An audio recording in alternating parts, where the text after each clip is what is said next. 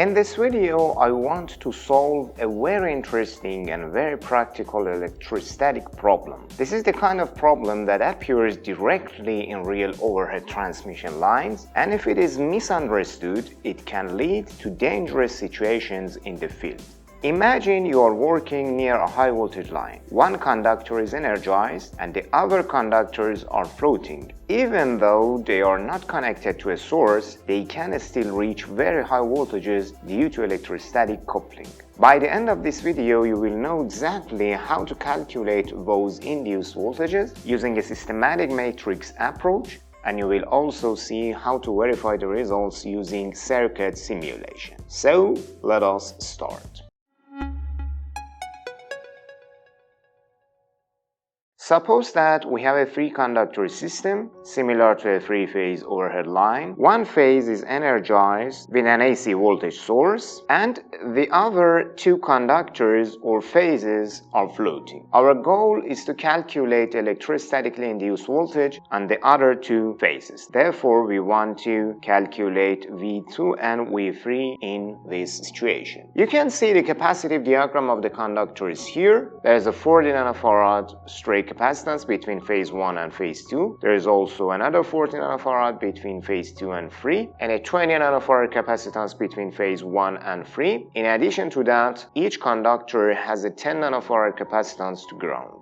This network represents electrostatic coupling between the conductors. If you want to review the theory behind this type of problem solving, you can refer to my previous video on the capacitance matrix. Okay, we know that charge equals capacitance multiplied by voltage. Now I form the capacitance matrix. There's a 3x3 matrix here. Just as a reminder, the diagonal elements of the capacitance matrix are equal to the sum of all capacitances connected to that conductor. This is a very important rule, so keep it in mind. For the first conductor, the total capacitance is 70 nanofarad, and for the second conductor, the total capacitance is 90, and for the third conductor is 70 nanofarad again. For the off-diagonal elements, they are negative and their magnitude are equal to the capacitance between the two conductors. For example, the element in row 1 and column 2 is minus 40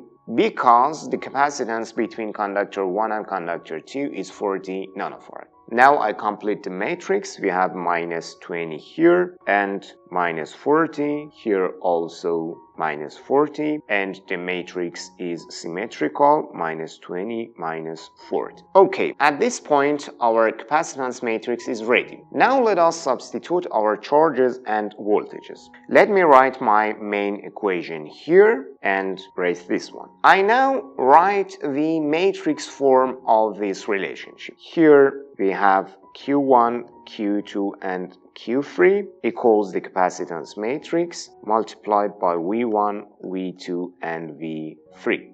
Because the source is connected to conductor 1, the voltage V1 is equal to 130 kV. I suppose that the RMS value of this AC voltage source is 230 kV. Also, conductors 2 and 3 are floating, which means there is no electrical path for charge to move onto them. Therefore, the net charge on conductor 2 and 3 equal 0. This point is very critical. Let me rewrite my matrix. Now we can use the rows corresponding to the conductors 2 and 3 to solve the problem. For the second conductor, we can just write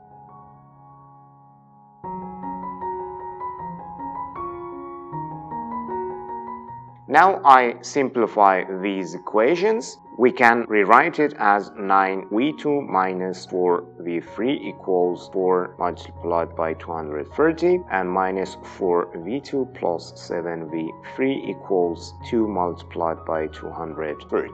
This is now a simple system of equations. If you solve this system, you can find that V2 equals 176 kilovolts and V3 equals 166 kilovolts. Our problem is solved. Okay, let us look at this problem in another way. We have one part where the charge is unknown, but the voltage is known, and we have another part where the charge is known, but the voltages are unknown. At this point, I can divide the matrix into 4 sub-matrices, just like this. Here we have a 1 by 1 matrix. I label it as C11. Here we have another matrix, C12. Another matrix is here like this, C21, and another matrix is here, which I call it C22. Please notice that these C values are also matrices. Now I can rewrite my equation as this. Q1 matrix 0 equals C11, C12, C21, C22 multiplied by 230 and V, which is our unknown voltage vector. Now I can write from here that 0 equals C21 multiplied by 230 plus C22 multiplied by V, and therefore the V matrix equals C22 inverse multiplied by minus C21 multiplied by 230. If you perform this calculation, you get exactly the same results as before. Now let us verify our results using circuit simulation. I have opened LTspice, create a new file. We need 6 capacitors and 1 voltage source. I select the capacitor, press Ctrl plus R to make it horizontal. These are our 3 capacitors. Then I add the capacitors to the ground. For the voltage source, click Component and search for the voltage. I place it here, press Escape, and I'll also add 4 ground node to our circuit, and let's make our connections. The circuit is ready. Now we should define the value of our capacitors. Right click here C and I type the values 10 nanofarads are the capacitors to ground. Because I only want the answer of the circuit at 50 Hz, I do a small signal AC analysis. But before that, I right-click on voltage source, click Advanced, and here in the small signal AC analysis, type 230 for the amplitude and 0 for the phase. Click OK. Now we can run our simulation. Click Run under AC analysis. Type of sweep is irrelevant. I select linear, and we have only one frequency point from 50 to 50. Click OK. After running the simulation, you can see the voltage at the 3 nodes here. One node is 176 kilovolts and the other one is 166 kilovolts. Exactly the values that we have calculated by our analytical solution. This confirms that our electrostatic approach is working perfect. Before ending the video, I want to share a very important safety reminder. If you are working on conductors where high voltages exist nearby, the conductor you are working on must be grounded, and it must stay grounded until the work is completely finished. Never assume that a floating conductor is safe. Okay, if you are interested in the background theory behind the capacitance matrix and this solution method, please refer to my previous video. If you like this video, do not forget to like it, subscribe to the channel, and stay tuned for future videos. Thank you for watching.